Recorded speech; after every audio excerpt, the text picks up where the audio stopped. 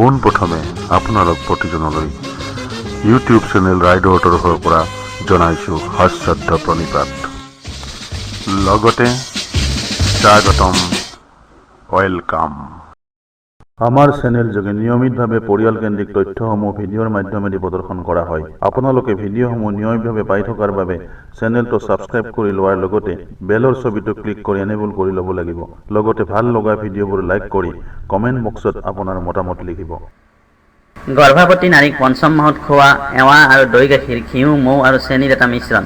অসমীয়া সমাজত পৰম্পৰাগতভাৱে গৰ্ভধাৰণ কৰা নাৰীক পঞ্চম মাহত নাৰীগৰাকীৰ পিতৃ পৰিয়ালৰ তৰফৰ পৰা পঞ্জিকাত দিয়া থকা নিৰ্ধাৰিত দিন অনুসৰি নাৰীগৰাকীৰ মাতৃয়ে তেখেতৰ বংশীয় কেইগৰাকীমান তিৰোতাৰ সংগ লৈ ওপৰত উল্লেখ কৰা মতে পঞ্চদ্ৰব্য লগত লৈ জীয়েক জয়াকৰ গৃহলৈ গৈ জীয়ৰী আৰু জয়াকক পঞ্চদ্ৰব্যৰ পৰা পঞ্চামৃত প্ৰস্তুত কৰি খাবলৈ দিয়ে।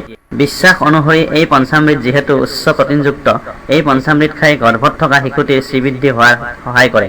যিহেতু এই পঞ্চামৃত এটা নিৰ্ধাৰিত কৰি থোৱা শুভ দিনত খোৱা হয়, সেয়েহে আমি আজিৰ ভিডিঅ' যোগে পঞ্জিকাৰ পৰা পোৱা তথ্য অনুসৰি নিৰ্ধাৰিত কৰি থোৱা পঞ্চামৃতৰ তাৰিখসমূহ প্ৰদৰ্শন কৰিবলৈ লৈছোঁ।